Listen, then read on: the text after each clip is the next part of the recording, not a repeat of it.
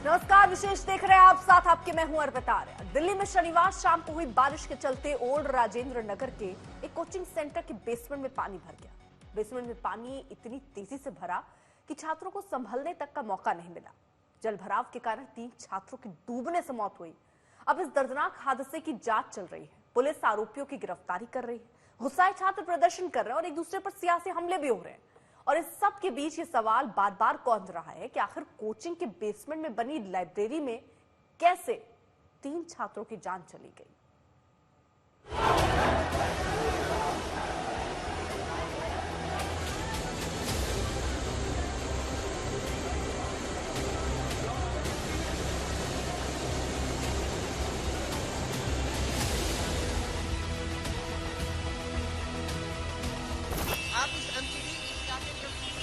नहीं भाई, नहीं देखा। आप कुछ बोले, जरा दिखाइए आपके किस तरीके से भाग रहे हैं।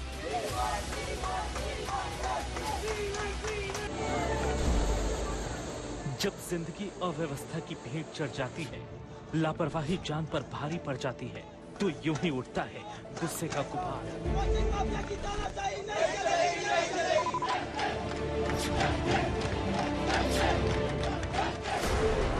और इस गुस्से से उठते हैं सैकड़ों सवाल कि आखिर आंखों में बड़े सपने लेकर दिल्ली आए उन 3 छात्रों का कसूर क्या था, जिनकी जान ओल्ड राजेंद्र नगर की कोचिंग के बेसमेंट में बनी लाइब्रेरी में डूबकर चली गई। देश की राजधानी दिल्ली में हुए इस हादसे से हर कोई हैरान है। छात्रों में जबरदस्त गुस्सा है, जिसका असर विरोध प्रदर्शन के तौर पर दिखाई दिया।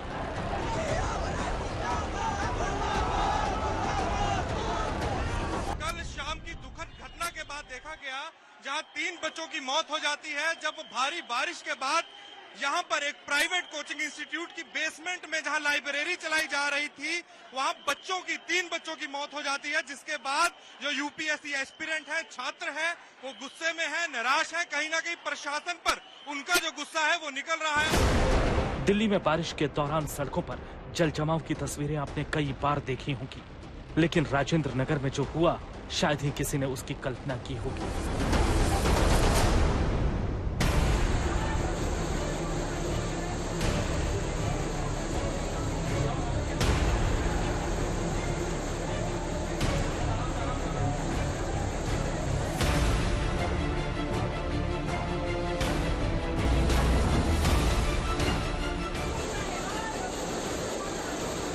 फ्लैश फ्लड की तरह आया ये पानी कोचिंग सेंटर के बेसमेंट में काल की तरह आया। हद तो यह है कि तेज रफ्तार धारा के साथ आ रहा ये पानी जिन सीढ़ियों से नीचे उतर रहा था, वो छात्रों के लिए निकलने का एकमात्र रास्ता था।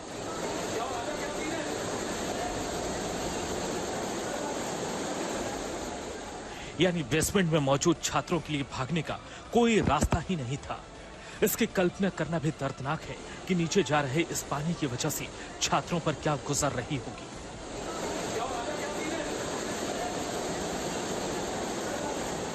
इस घटना को समझने के लिए एक तस्वीर की पड़ताल जरूरी है।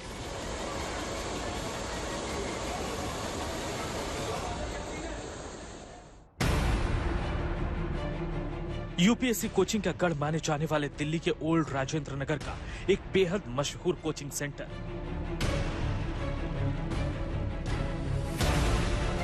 इस इलाके के तकरीबन हर कोचिंग सेंटर की तरह यहां भी बेसमेंट में बनी है लाइब्रेरी, जहां देश के सबसे ऊंचे ओहदे के लिए छात्र पढ़ने आते हैं। शनिवार शाम में बारिश के दौरान पूरे इलाके में जल जमाव था। अब ये तस्वीरें देखिए। ये कोचिंग सेंटर के बाहर जाने की जगह जो सड़क से काफी ऊंची है, यहाँ ग्राउंड फ्लोर पर पार्किंग है और इसी पार्किंग से बेसमेंट में जाने का रास्ता है। बेसमेंट में कोचिंग सेंटर की लाइब्रेरी है, जहां तैयारी करने वाले छात्र हर दिन आते हैं। इस हादसे के दौरान बेसमेंट में मौजूद एक छात्र ने बताया कि छात्रों की तरफ से शाम 6:40 पर पुलिस को फोन किया गया था, लेकिन मदद पहुंचते पहुंचते रात के 9 बज चुके थे। कोचिंग सेंटर में पानी आने की सूचना दमकल विभाग को भी मिली तो अफरा तफरी मच गई।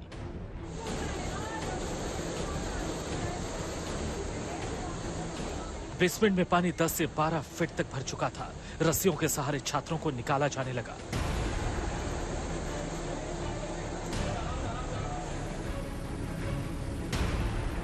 एनडीआरएफ की टीमें भी मौके पर पहुंची। 3 छात्रों का पता नहीं चल रहा था। तलाशी के लिए गोताखोरों की मदद ली गई।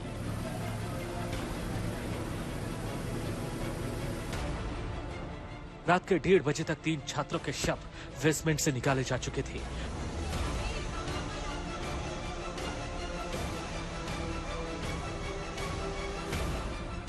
पानी निकालने के लिए पंप लगाए गए। पूरी रात बेसमेंट से पानी निकालने का काम चलता रहा। दिन निकलने तक ड्रेनेज की सफाई का काम जारी था। सवाल यही है कि बाहर जब बारिश की वजह से जल जमाव हो रहा था तो कोचिंग संस्थान का प्रशासन क्या कर रहा था? कोचिंग में पानी की निकासी के क्या इंतजाम थे? आखिर कोचिंग संस्थानों को इतना गैर जिम्मेदार होने की हिम्मत कहां से आती है कि लाखों की फीस लेकर भी छात्रों की जिंदगी से खिलवाड़ करने में वो नहीं डरते? श्रेया चैटर्जी के साथ सुशांत मेहरा, दिल्ली आज तक। दिल्ली के ओल्ड राजेंद्र नगर में हुए हादसे को लेकर कई सवाल उठ रहे हैं। आखिर बेसमेंट में लाइब्रेरी की परमिशन किसने दी? अगर परमिशन नहीं थी तो वहां लाइब्रेरी कैसे चल रही थी?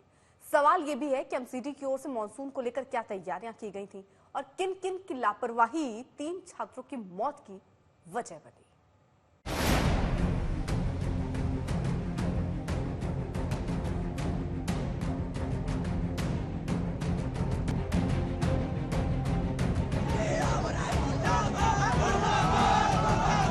दिल्ली के ओल्ड राजेंद्र नगर के कोचिंग सेंटर से आई ये तस्वीरें हैरान और परेशान करने वाली हैं, क्योंकि इन तस्वीरों में उस डूबे सिस्टम की दिल दहला देने वाली कहानी है जो 3 छात्रों की मौत की वजह बन गया।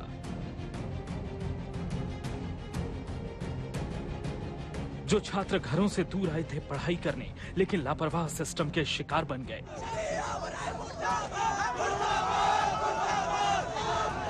अब साथी छात्र सड़कों पर हैं। न्याय की मांग को लेकर विरोध प्रदर्शन चल रहा है। इस दर्दनाक हादसे के बाद सियासी हमला भी हो रहा है, लेकिन इस बीच सवाल कई हैं। दरअसल जांच में पता चला है कि इस कोचिंग के बेसमेंट को स्टोरेज के रूप में एनओसी मिला था, लेकिन इसका इस्तेमाल लाइब्रेरी के रूप में हो रहा था। और हैरानी की बात यह है कि कोई दुर्घटना होने पर छात्रों के निकलने का पर्याप्त इंतजाम भी यहाँ नहीं था। इतना ही नहीं, बेसमेंट के पिछले हिस्से में कोई एग्जिट नहीं था। ये वो आईएस एकेडमी है राउस, जिसमें तमाम जो स्टूडेंट्स है उसकी बेसमेंट में फंस गए थे। दरअसल ये उसके पीछे की सर्विस लाइन है। सामने की तरफ अगर आप देखेंगे तो मेन रोड है, लेकिन ये पीछे का पूरा हिस्सा है जहां पर पानी जो है वो तेजी के साथ बढ़ा और उसके बाद बेसमेंट में लगातार बढ़ता चला गया। तस्वीरें अगर आप देखेंगे यहाँ पर जनरेटर सेट है, तमाम जो यहाँ पर सामान था वो पूरा तरीके से उथल पुथल हुआ है। और सबसे बड़ी बात यह है कि इस पूरी बिल्डिंग में जहाँ ये पूरा इंस्टीट्यूट चलाया जा रहा था, उस इंस्टीट्यूट की बैक साइड की ये पूरी वॉल जो है, मैं अपने कैमरा पर्सन से कहूंगा कि वो ये दिखाएं कि सर्विस रोड पर ये पूरी जो वॉल है वो पूरी तरीके से बंद है। कोई एग्जिट गेट जो है वो यहाँ पर बनाया नहीं गया है, जिसके चलते अगर कोई बड़ा हादसा होता तो यहाँ पर बच्चे बाहर निकल सकते। 3 छात्रों की मौत के बाद लोगों में नाराजगी है। सवाल कोचिंग सेंटर पर भी उठ रहा है। सारी बेसमेंट में जितनी भी है कोचिंग चले उसको बंद करवाया जाए। पढ़ रहे हैं, उसकी भी आवाज उठाने की कोशिश कर रहे हैं, वो भी नहीं उठाने दी जा रही है। घुसाट के पहले घुसा के मारा जा रहा है। ड्रेनेज टूटने से सर लगभग 12 बच्चों की मौत हो गई है, जिसमें से 3 को इन लोगों ने रिवील किया है। दिल्ली सरकार ने हादसे की मजिस्ट्रेट जांच का आदेश दिया है। वहीं पुलिस ने इस केस में कोचिंग के मालिक और कोचिंग के कोऑर्डिनेटर को गिरफ्तार कर लिया है। दिल्ली पुलिस ने 2 लोगों को इस मामले में गिरफ्तार किया है, जिसमें अभिषेक गुप्ता जो कोचिंग के ऑनर है वो और देशपाल जो कोऑर्डिनेटर है, उन दोनों लोगों को गिरफ्तार किया गया है। और जो दिल्ली पुलिस ने एफआईआर रजिस्टर्ड किया है उसमें कोचिंग के जो ऑनर है, कोऑर्डिनेटर है, उसके अलावा जिनकी जिम्मेदारी इस इलाके के ड्रेनेज सिस्टम को ठीक करने की है, उनके खिलाफ इस मामले में एफआईआर दर्ज हुई है। अब जाहिर सी बात है, ड्रेनेज सिस्टम वो खराब था, इस वजह से ही पानी अंदर गया। देखिए यहाँ पर अभी दिल्ली पुलिस के जो ऑफिशियल है वो बड़ी संख्या में यहाँ पर वो तैनात है। अभी भी अंदर जो फाइनल रेस्क्यू है वो किया जा रहा है। सवाल सरकारी तंत्र और एमसीडी के अधिकारियों पर भी उठ रहा है, लेकिन जवाब देने की बजाय एमसीडी अधिकारी सवालों से भाग रहे हैं, अपनी जिम्मेदारी से पल्ला झाड़ने की कोशिश में लगे हैं। देखिए ये एमसीडी के कर्मचारी हादसा होने के बाद यहाँ यहाँ पर आए हैं, कोई जवाब नहीं दे रहे। सफाई पानी यहाँ पर जल जमाव हो गया था, वो साफ कर रहे थे आप यहाँ पर। आप कुछ बोलेंगे? देखिए, ये एमसीडी के तमाम जो अधिकारी हैं वो मौके पर पहुंचे थे और जरा दिखाइए आपकी किस तरीके से भाग रहे हैं। जिस दौरान यहाँ पर जल जमा हुआ था कुछ भी इन्होंने नहीं किया और अब हादसे के बाद यहाँ पर आकर डायरेक्शन दे रहे थे। और इतना तो साफ है कि बड़े पैमाने पर सरकारी एजेंसियों ने लापरवाही बरती। हादसे के बाद इलाके के सीवर और नालों को रविवार सुबह से साफ किया जा रहा है। यही काम पहले होता तो शायद इस इमारत का बेसमेंट मौत का सबब नहीं बनता। दिल्ली से श्रेया चैटर्जी, सुशांत मेहरा के साथ अरविंद ओझा, आज तक। दिल्ली के कोचिंग सेंटर में हुए हादसे पर सियासत भी गर्म है। एक दूसरे पर आरोप मढ़े जा रहे हैं। जांच के बीच बीजेपी और आप नेता एक दूसरे पर हमला बोल रहे हैं।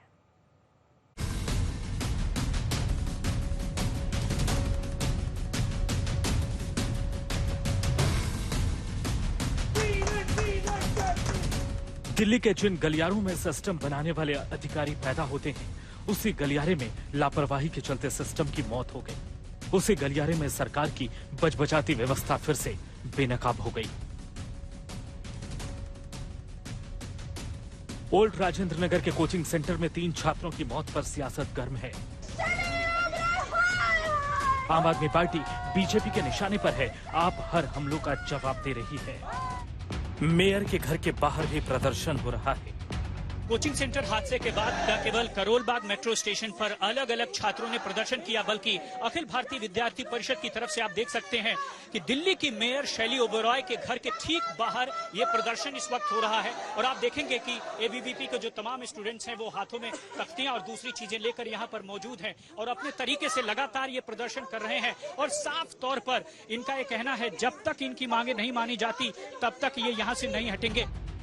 इसी हंगामे के बीच अब कोई जांच की बात कर रहा है तो कोई इसके लिए बीजेपी को जिम्मेदार ठहरा रहा है।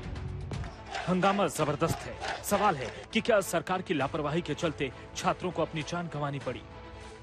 क्या स्थानीय विधायक ने अपनी जिम्मेदारी नहीं निभाई? आखिर एमसीडी ने टूटे हुए नाले की सफाई और मरम्मत क्यों नहीं करवाई? जितने सवालों की फहरिस्त लंबी है, उतनी ही सियासत का सिरा भी लंबा है।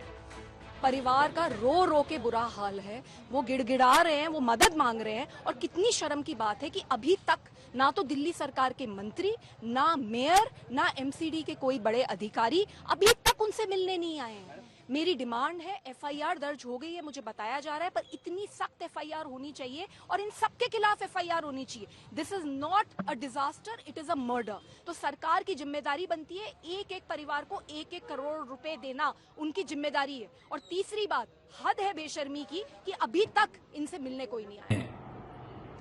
ये कोई नेचुरल डिजास्टर से मौत नहीं हुई है, ये मौतें मानव निर्मित त्रासदी हैं। This is a man made disaster. ये कौन है इसके पीछे, जिम्मेदारी तय होनी चाहिए, उनको सजा मिलनी चाहिए। ये कोई पहला मामला नहीं है जब लापरवाही की वजह से छात्रों को जान गंवानी पड़े। चंद रोज पहले ही दिल्ली के पटेल नगर में बारिश के बाद यूपीएससी छात्र की सड़क पर करंट लगने से मौत हो गई थी।